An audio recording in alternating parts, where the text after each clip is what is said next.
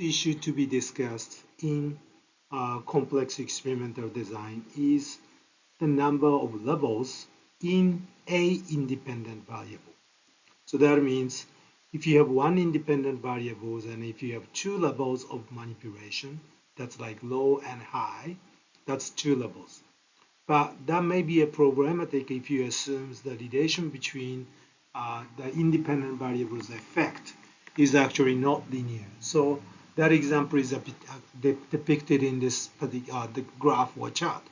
So level 1, level 2, level 3, and level 4. So there is an increasing from L1 to L2 and L2 to L3, but level 3 to level 4 that decreases. So this is a non-linear trend of the effect of independent variables. In order to capture that, you need more than two levels of independent variable. That's one issue that you need to consider. The second issue is actually increasing the number of independent variables. This is different from increasing the number of levels within a independent variable, which we talked about in the previous slide. So when you increase the number of independent variables, we typically call this factors. You're making significant changes in overall design of experiment. This means the overall research question becomes different. So for example, if you are manipulating only room temperature to examine its effect on learning, you are trying to understand only the effect of temperature on learning. But if you also want to test how the effect of temperature on learning is dependent on the difficulty levels of material, you are introducing significant complexity in changes and complexity in experimental design. We will talk about this in the next slide.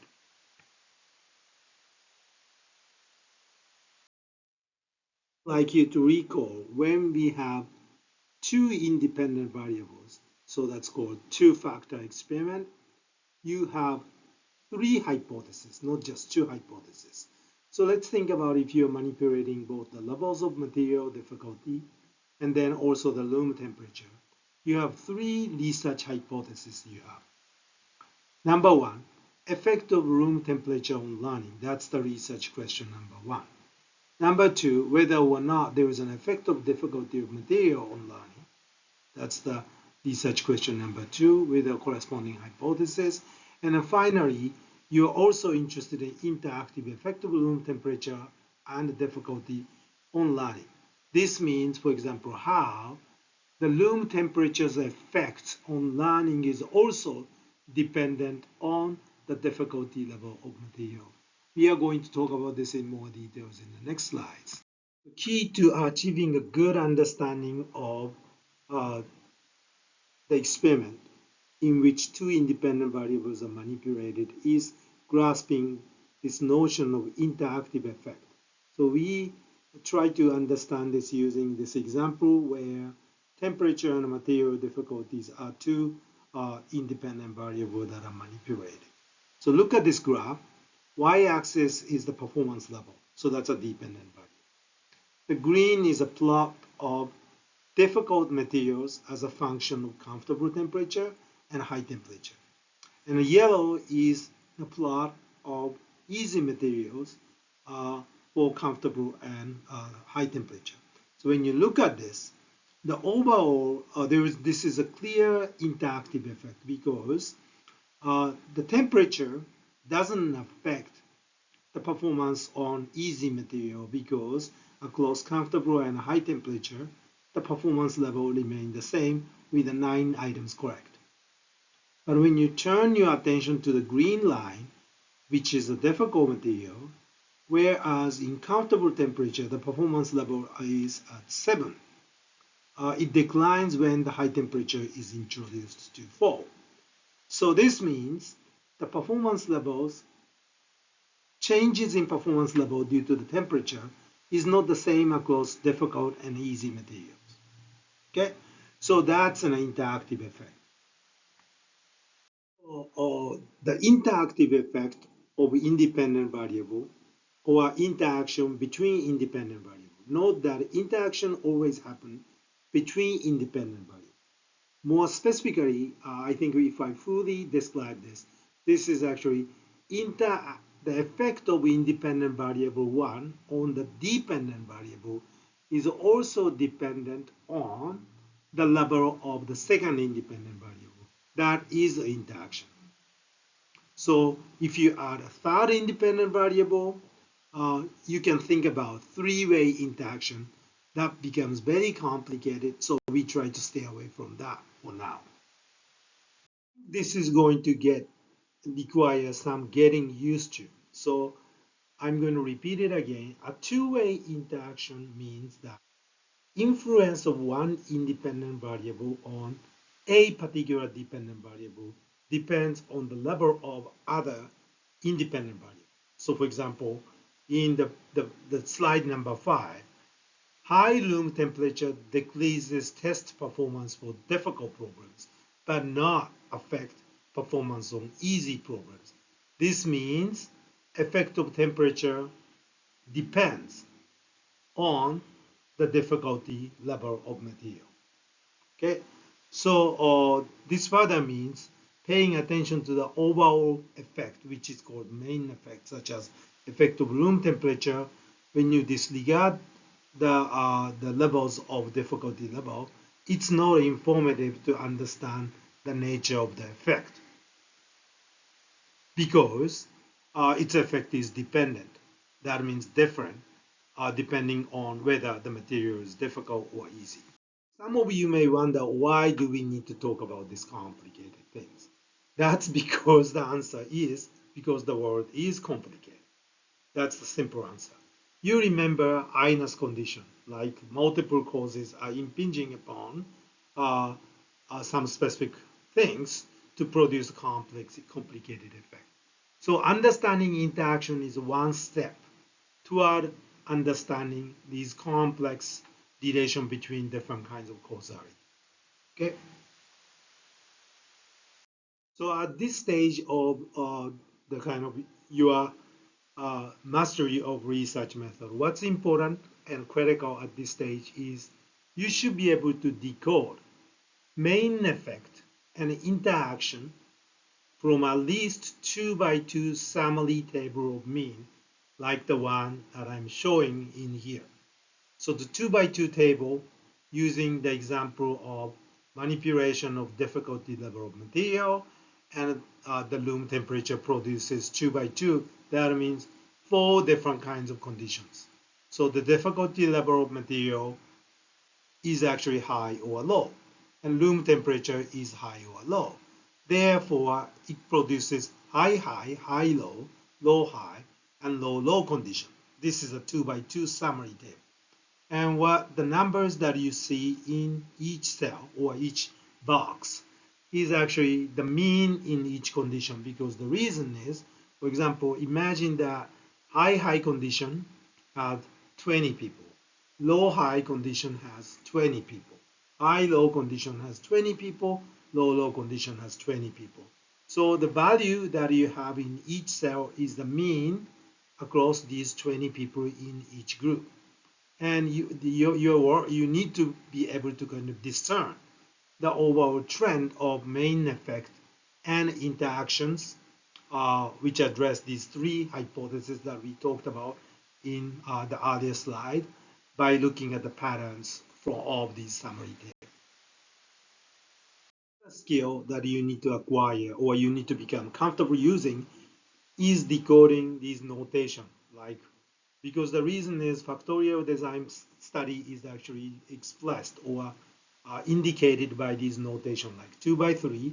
So this means the 2 levels of independent variable 1, 3 levels of independent variable 2.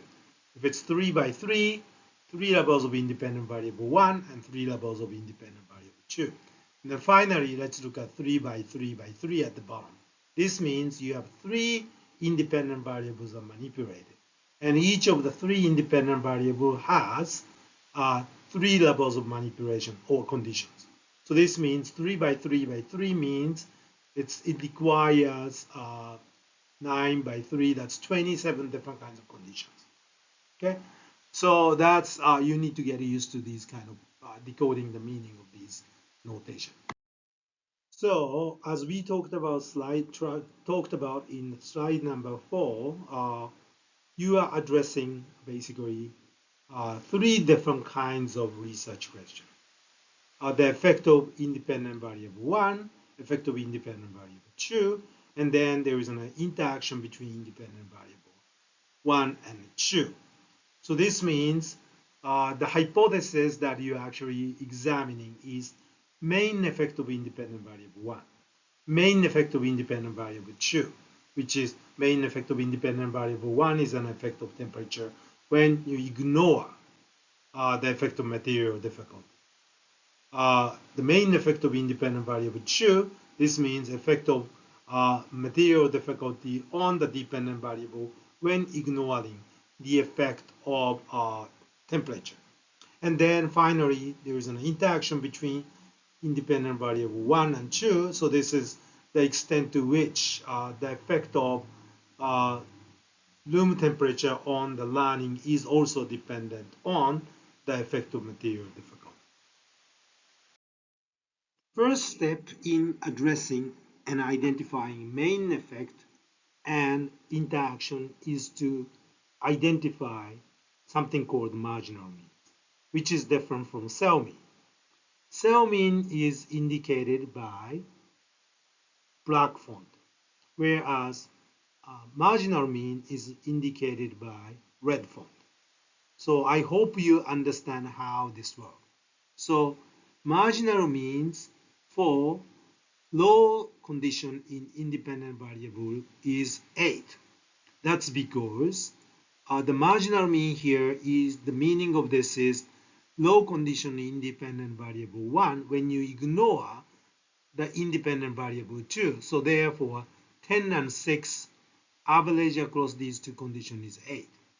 So for independent variable 1 high condition, the marginal mean is 7. That's average across 8 and 6. You can also do the same thing in a different directions, which is now when you look at independent variable 2 condition low, and when you ignore the independent variable 1, that's 10 and 8 average, that's 9.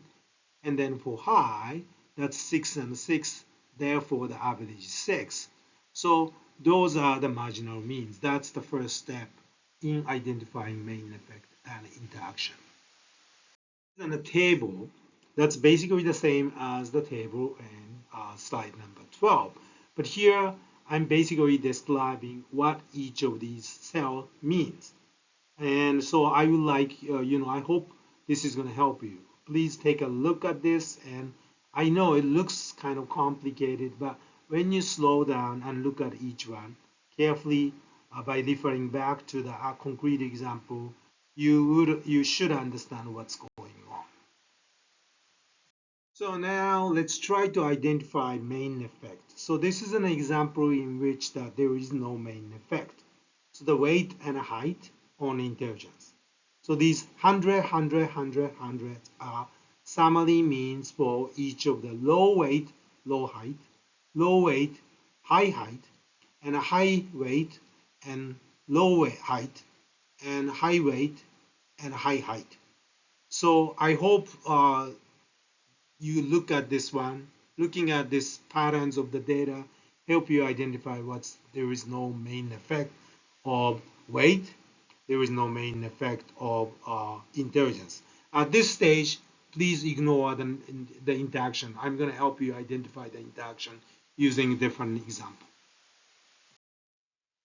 Here we are looking at the case in which one of the main effects is likely to be significant. So when you look at this example is a study time and a commuting distance on the test score. So when you look at the marginal means, look at this. Study time is low, people, and commuting distance is low and high. Both of them are 70 and 70. Therefore, low and high commuting distance, when you get the average of low study time people, the test performance is 70. And look at the high study time people, again, regardless of the commuting distance, it's 100. So therefore, the average is 100. Therefore, the difference from 70 to 100 produces 30. That's 30 is the main effect of the study time, because it's a comparison between study time of low and a study time of high when you ignore the commuting distance. But when you look at the commuting distance side, the average of 70 to 100 for the low commuting distance is 85. An average of 70 to 80 is actually 85. So when you compare 85 to 85, there is no difference. Therefore, there is no main effect of commuting distance. Again, we don't talk about interaction using this example. So here is an example in which study time and attendance, the two levels on the test score, is actually described. So here, when you look at, by now, you should directly look at the marginal means. Study time of low to high, so the marginal mean changes from 75 to 85. So there is a main effect of study time. And then also look at the attendance. 70 to 80 is actually, the average is 75 for the low attendance people. For the high attendance people, 80 to 90, so that's 85, and the 10-point increases. So therefore, there is a 10 points main effect of attendance. So in this case, both of the main effect of study time, main effect of attendance are both clear. Okay, and so again, here we don't talk about interaction. I'm going to talk about interactions in the next slide or some other examples later. So here we focus on, by now I assume that you know how to get the marginal means, and then also you know how to identify main effects. So this one is an example in which you have interactions. So let's see how you can get and identify the interactions. So here, when you look at the marginal means, okay, marginal means are all same, 85 and 85, right? And 85 and 85. So therefore, there is no main effect, right? That's right. Clear. So let's look at the interactions. Why interactions happen? So let's look at the effect of the intensity of the training here. So when you look at the sideway, right? Mm-hmm. So the low intensity people is 85 when you ignore the length of the training. Okay? High intensity people is 85 when you ignore the length of the training, right? But now, so therefore there is no change when you look at the main effect of the intensity of the training after ignoring the length of the training. Right. But when you focus now, look at the people whose length of the training is high. That means long training people. There actually the effect is decline. The performance level decline from 70 from 100. So that's a negative 30. Right. Now, conversely, when you look at the short training people, which is the low in length, now their performance improve as a result of the intensity from 70 to 100. Right. So therefore, it's moving to the opposite direction. That's actually represented here in plus 30 and negative 30. So this means the movement depends on the effect of the intensity of the training depends on the length of the training of low and high. When it's low, it improves. When it's high, it declines. Therefore, it's dependent. That means there is an interaction. Right. When that happens also, the main effect and simple main effect is different. Main effect is 0, of the intensity is 0, but the simple main effect is negative 30 or positive 30, depending on the length of the training. Therefore, there is an interaction. So here is an example. Another example, okay? So in this case, the amount of training and levels of arousal on a basketball performance is actually depicted or represented in this table, okay? So the arousal is low arousal and high arousal. Training is low and high. So let's look at this data. So first, let's look at examining the levels of training, effective levels of training. So the low training, low arousal person is 6, and low training, high arousal person is 3. So therefore, the average is 4.5. And high training people, low arousal is 7, but high arousal is 10. So that's average is 8.5. So therefore, there is a main effect of 4 points increase from low to high training. That's the main effect of training. But when you look at the levels of arousal, there is no difference when you look at the low training and high training people. For the low arousal is 6 and 7, that produces average of 6.5. High to for the high arousal people, it's 3 for the low training and 10 for the high training. Therefore, it's 6.5. There is no difference from 6.5 to 60.5. Therefore, there is no main effect of arousal. Now, let's look at the interaction. Like we talked about, interaction can be identified by looking at the difference in marginal means and compare to the difference in cell means. So the other way to say the label that we've given is actually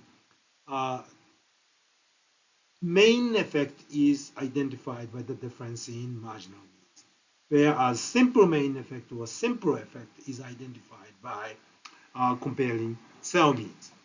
When simple main effect is different from main effect, then there is an interaction, because this means the effect of one independent variable is dependent on the level of another independent variable, because that's the definition of interaction. So when you look at this overall example, so what about the level of training, the effect of training for the lower arousal people? That's only 1 point difference. That for the lower arousal situation, the effect of training produces only 1 point difference, because its difference is from 6 to 7. However, for in the high arousal condition, the effect of training is much bigger, because its difference is 3 to 10. That's a 7 points difference. Therefore, the effect of training is dependent on whether arousal is low or arousal is high. Therefore, there is an interaction. The other way to look at it is also, you can look at the other way around, is what about the effect of arousal? Effect of arousal for low training people is a declined performance, because 6 in the low arousal condition and 3 in high arousal condition. That's a decline of 3 points. However, for high training people, the arousal produces positive effect of 10 compared to 7. That's a 3-point positive. So it's moving to the opposite direction, which is the consistent with the notion of interaction, which is the effect of the training, effect of arousal is dependent, which is moving to the opposite direction, dependent on the levels of training. This is the case in which, an example case in which all of the main effect of independent variable 1, main effect of independent variable 2, and interactions are identified, or looks like it's a significant. So I'm not going to explain this to you. Based on using the previous examples, I would like you to try to identify through the process, try to process this to identify the main effect and interaction on your own. So the summary is, you have to understand the main effect. Main effect means the effect of one independent variable on the dependent variable when you ignore the effect of another independent variable. On the other hand, the interaction is the notion that the effect of an independent variable on the dependent variable depends on the level of second independent variable. And finally, the simple main effect. Simple main effect is the comparison between the cell mean. So that means effect of one independent variable on the dependent variable at the very specific level of the manipulation of the second independent variable. Okay? And when the simple main effect and main effects are different, then there is an interaction. So the complex design experiment where two independent variables or more are manipulated requires manipulation of two or more independent variables, obviously. So this actually entails that there are three different kinds of experimental design that's capable of incorporating these complex experiments. So that's independent groups design. So that means the least, at the least, complicated design of independent groups design calls for four different groups of people, right? Because it's 2 by 2, it's all across participants randomly assigned. That's called for four different kinds of groups across different people. On the other hand, you can possibly imagine repeated measure design in which 2 by 2 are fully within subject manipulation. So in that case, each person is going to respond or experience four different kinds of conditions. And finally, there is something called mixed factorial design. This is a mixture of independent group design and repeated measure design. So let's say if you want to manipulate two independent variables and each of these variables has two levels. So that means you're going to split the people into two groups first. And then each of these groups, two groups of people, is going to receive or go through two different kinds of conditions. So therefore, one of the factor or independent variable is across the participants.